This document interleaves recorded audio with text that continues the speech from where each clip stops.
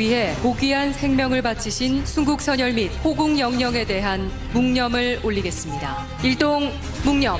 광주는 총기를 들고 일어나는 하나의 그 폭동이야. 국립묘지에 현장되는 것이 가장 바람직한 일이지만 처분대로 하는 거죠. 오늘 현충일입니다. 국립현충원 오늘 많은 분들이 찾으실 텐데요. 이 국립현충원은 잘 아시다시피 국가와 사회를 위해 희생하고 공헌한 분들 기리기 위해 만들어진 곳이죠. 그런데 이 현충원에도 청산해야 할 적폐가 있다. 이런 얘기 들어보셨습니까?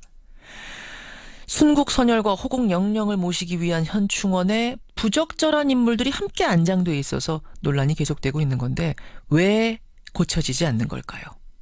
62번째 현충일 아침 이 문제 전문가와 함께 짚어보겠습니다. 민족문제연구소 박한용 교육홍보실장 연결이 되어 있습니다.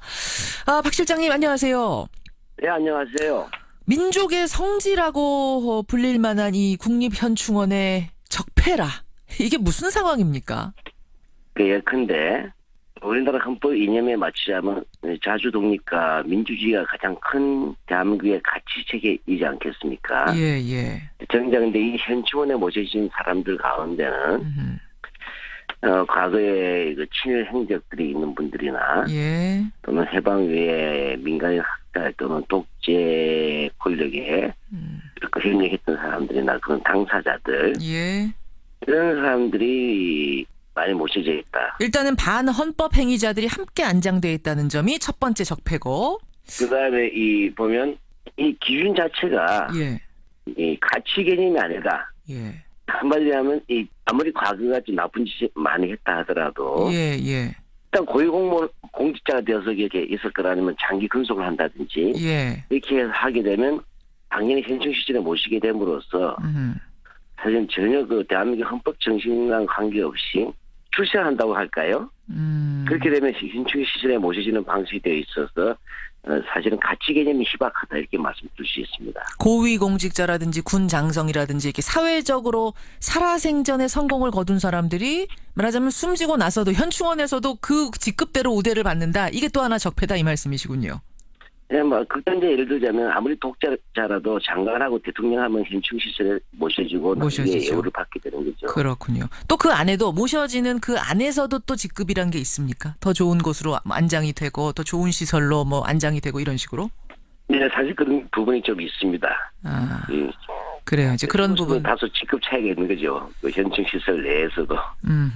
그런 문제들을 지금 적폐다 말씀을 하셨어요. 하나하나 좀 따져보죠. 그럼 먼저 부적절한 인물이 안장된 사례. 이 전체적인 규모가 혹시 파악된 게 있나요? 네, 모든 기준을 가지고 조사하기는 어려워가지고 우리 민족문제연구소에서 피난 친일 인명 사전이라고 있지 않습니까? 친일 인명 사전 있죠. 예, 바로 친일 인명 사전에 등재된 사람들 가운데 몇 사람이 그 현충 시설에 모셔져 있는가 조사해봤더니 70여 명입니다. 말하자면은 72명 정도인데요. 부적절한 인물 다 조사는 일단 정확한 파악이 안 된 상황이지만 친일 인명 사전에 등재된 사람만 조사했는데도 72명이요. 72명이 안장돼 있더라. 네네. 이게 만약에 독재라든지 기타 여러 가지 독직 사건이라고 있죠. 부정부패. 뭐 이런 것들 다 하는 분들 다 합쳐보면 더 많아지겠죠. 더 많아지겠죠. 이제 그런 사람들 중에서 가장 문제가 됐던 인물들 그런 사례만 좀 짚어보겠습니다. 그 김창룡 중장 같은 경우에 말이죠. 특히 시민단체들이 수년째 나서서 이장을 요구하고 있는데 이게 대전 현충원이면은 그 백범 김구 선생의 모친하고 아들하고 그분들이 다 안장돼 있는 곳이잖아요. 네네, 그렇죠. 근데 이 김창룡은 백범 암살한 안두희 배후에 있는 인물로 지목이 된 사람인데 이건 같은 곳에 안장이 돼 있다는 얘기네요. 쉽게 말하면 친일파하고 독립운동을 동시에 우리가 기념한다는 뜻이 되겠죠. 같은 장소에서. 기막힌 일인 거예요. 대한민국의 어떤 가치 체계에서도 충돌할 뿐만 아니고 돌아가셨던 백범 김구 선생 같은 분들에게도 또 한 번 굴욕감을 주는 거 아닌가 싶습니다. 그렇게 되네요. 이 김창룡 중장 외에도 또 대표적으로 문제가 됐던 인물들 누구 있죠? 문봉재라고 있습니다. 문봉재. 아마 서북청년단 하면 아실 거예요. 서북청년단이요. 이번 해방 직후에 뭐냐면 월남한 분들 가운데 젊은 청년들이 중심이 돼서 나왔던 구구 거의 극우 청년 조직인데 극우 테러에 가장 앞장섰던 집단들이에요. 예, 예. 우리가 잘 아는 제주도 4.3 사건 때도 이발이 서북 청년단이 가서 학살의 주범인 거죠, 한마디로. 제주 예, 4.3에. 그래서 공포의 대상이었습니다. 예. 그런 서북 청년단을 이끌었던 사람이 문봉재인데 안장이 돼 있어요. 자로서 지금 묘역에 있죠. 아하. 또 좀 특이합니다만은 백선엽이라고 있습니다. 백선엽 장군. 예. 네, 지금 살아계시죠. 그렇죠. 예, 이분의 경우에는 일제강점기에 역시 자진해서 만주군관학교를 마치고 간도 특설대에서 장교로 근무했던 사람입니다. 예. 근데 이분의 경우는 아직 살아있음에도 불구하고 예. 6.25 때의 전쟁의 영웅이다 하는 이런 명목으로 지금 두 가지가 추진되어 있죠. 하나는 별 5개 원수 추진 운동이 계속 추진돼 왔고 예. 다른 한편으로는 살아있음에도 불구하고 현충원에서는 백선엽 장군이 돌아가시면 우리는 서울 현충원에 모시겠다고 미리 예약까지 한 상태입니다. 예약까지 돼 있는 상태. 예. 그러니까 이게 어떻게 이렇게 뚜렷한 기준이 없는 건가? 왜 사람들이 이게 납득할 수 없는 사람들도 안장이 돼 있고 이 뒤죽박죽 돼 있고 기준이 없습니까? 예. 가장 큰 문제가 이 우리나라 현충 시설을 시작할 때 예. 이 현충 시설이라는 데 가치 개념이 사라질 수밖에 없는 인물들이 권력을 잡았기 때문입니다. 아, 시작할 때, 애초에 만들 때, 그때 권력자들의 문제. 그렇죠. 이승만 대통령의 경우에 이 현충원이라는 부분이 쉽게 말하면 6.25 장병 전몰자들이나 공직자 중심으로 한 현충 시설로 시작되었다가 사실 박정희 때 들어와서 그다음에 독립유공자가 추가된 셈입니다. 그렇군요.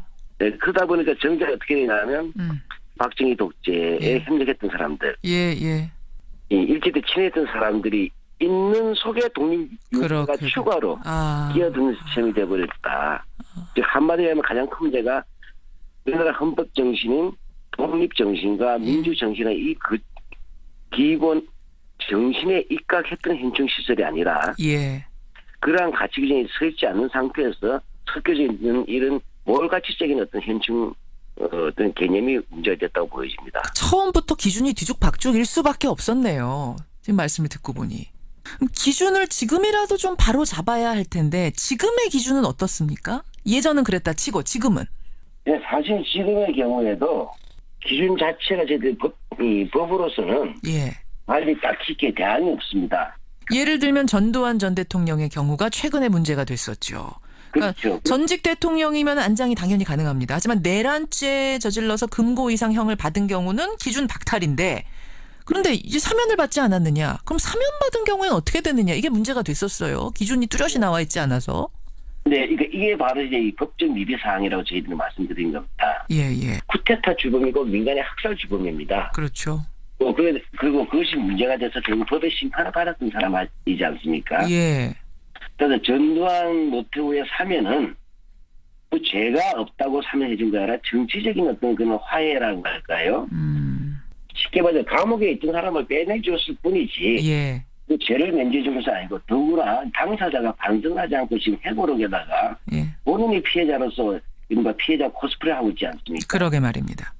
네, 이런 사람을 만일에 대통령 했다고 다시 현충에 내준다면 지금 우리나라 5.18 광주 민주항쟁 희생자들 있지 않습니까? 예.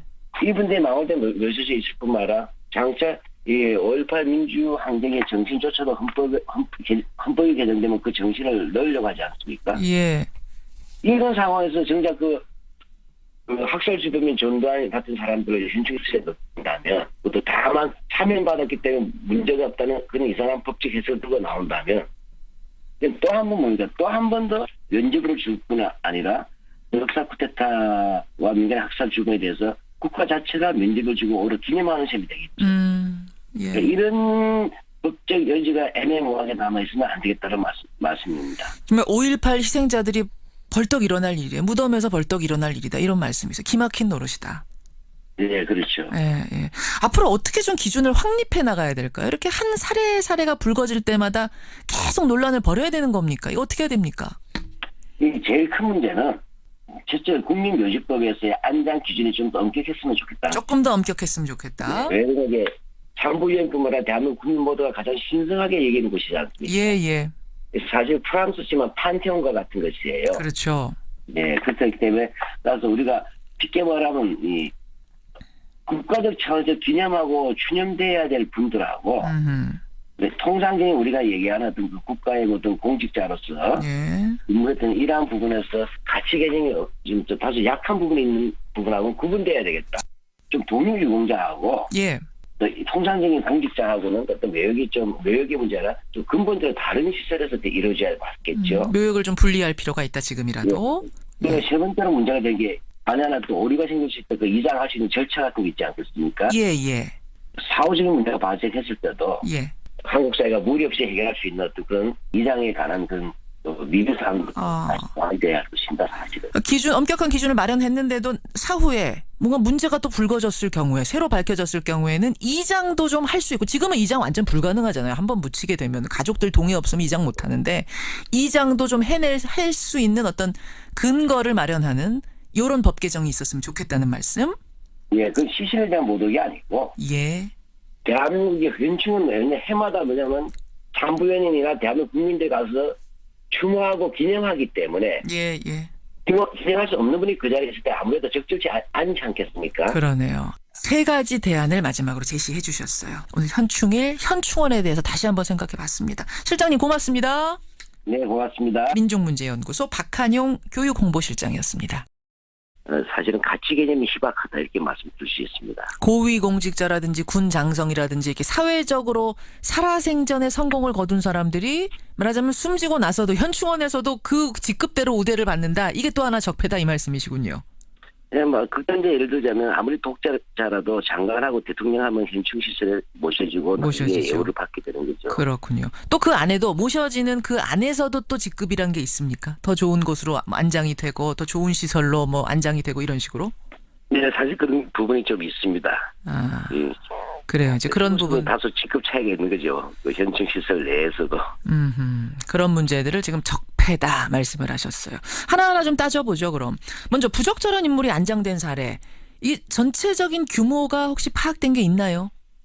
네, 모든 기준을 가지고 조사하기는 어려워가지고 우리 민족문제연구소에서 피난 친일 인명 사전이라고 있지 않습니까? 친일 인명 사전 있죠. 예, 바로 친일 인명 사전에 등재된 사람들 가운데 몇 사람이 그 현충 시설에 모셔져 있는가 조사해봤더니 70여. 적폐라.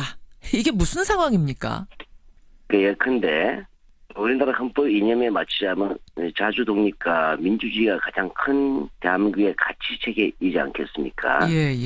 정작 이 현충원에 모셔진 사람들 가운데는 과거에 그 친일 행적들이 있는 분들이나 또는 해방 이후에 민간인 학살 또는 독재 권력에 협력했던 사람들이나 그런 당사자들 이런 사람들이 많이 모셔져 있다. 일단은 반헌법 행위자들이 함께 안장돼 있다는 점이 첫 번째 적폐고. 그다음에 보면 이 기준 자체가 이 가치 개념이 아니다. 한마디로 하면 아무리 과거가 좀 나쁜 짓이 많이 했다 하더라도 일단 공직자가 되어서 이렇게 있을 거라 아니면 장기 근속을 한다든지 이렇게 해서 하게 되면 당연히 현충 시설에 모시게 됨으로써 사실 전혀 그 대한민국 헌법 정신과 관계없이 출세한다고 할까요? 그렇게 되면 현충 시설에 모셔지는 방식이 되어 있어서 위해 고귀한 생명을 바치신 순국선열 및 호국 영령에 대한 묵념을 올리겠습니다. 일동 묵념. 광주는 총기를 들고 일어나는 하나의 그 폭동이야. 국립묘지에 현장 되는 것이 가장 바람직한 일이지만 처분대로 하는 거죠. 오늘 현충일입니다. 국립현충원 오늘 많은 분들이 찾으실 텐데요. 이 국립현충원은 잘 아시다시피 국가와 사회를 위해 희생하고 공헌한 분들 기리기 위해 만들어진 곳이죠. 그런데 이 현충원에도 청산해야 할 적폐가 있다. 이런 얘기 들어보셨습니까? 순국선열과 호국영령을 모시기 위한 현충원에 부적절한 인물들이 함께 안장돼 있어서 논란이 계속되고 있는 건데 왜 고쳐지지 않는 걸까요? 62번째 현충일 아침 이 문제 전문가와 함께 짚어보겠습니다. 민족문제연구소 박한용 교육홍보실장 연결이 돼 있습니다. 박 실장님 안녕하세요. 네, 안녕하세요. 민족의 성지라고 불릴 만한 이 국립현충원에 돌아가셨던 백범 김구선생 같은 분들에게도 또 한 번 굴욕감을 주는 거 아닌가 싶습니다. 그렇게 되네요. 이 김창룡 중장 외에도 또 대표적으로 문제가 됐던 인물들 누구 있죠? 네, 문봉재라고 있습니다. 문봉재. 예. 아마 서북청년단 하면 아실 거예요. 서북청년단이요. 예.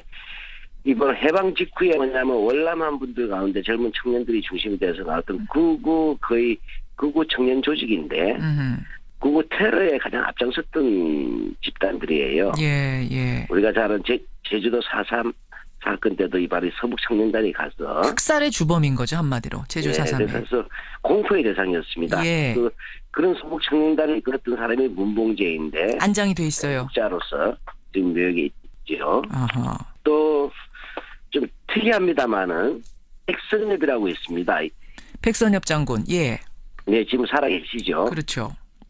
예, 이분의 경우에는 일제 강점기에 역시 자진해서 만주군관학교를 마치고 간도 특설대 명입니다. 말하자면은 72명 정도인데요. 부적절한 인물 다 조사는 일단 정확한 파악이 안 된 상황이지만 친일 인명 사전에 등재된 사람만 조사했는데도 72명이요. 72명이 안장돼 있더라. 네네. 이게 만약에 독재라든지 예. 기타 여러 가지 독직 사건이라고 있죠. 부정부패. 예. 뭐 이런 것도 다 하는 분들 다 합쳐보면 더 많아지겠죠. 더 많아지겠죠. 이제 그런 사람들 중에서 가장 문제가 됐던 인물들 그런 사례만 좀 짚어보겠습니다. 그 김창룡 중장 같은 경우에 말이죠. 예. 특히 시민단체들이 수년째 나서서 이장을 요구하고 있는데 네. 이게 대전 현충원이면은 그 백범 김구 선생의 모친하고 아들하고 그분들이 다 안장돼 있는 곳이잖아요. 네네, 그렇죠. 예. 근데 이 김창룡은 백범 암살한 안두희 배후에 있는 인물로 지목이 된 사람인데 이건 같은 곳에 안장이 돼 있다는 얘기네요. 쉽게 말하면 친일파하고 독립운동을 동시에 우리가 기념한다는 뜻이 되겠죠. 같은 장소에서. 예. 기막힌 일인 거예요. 대한민국의 어떤 가치 체계 속에서 충돌할 뿐만 아니고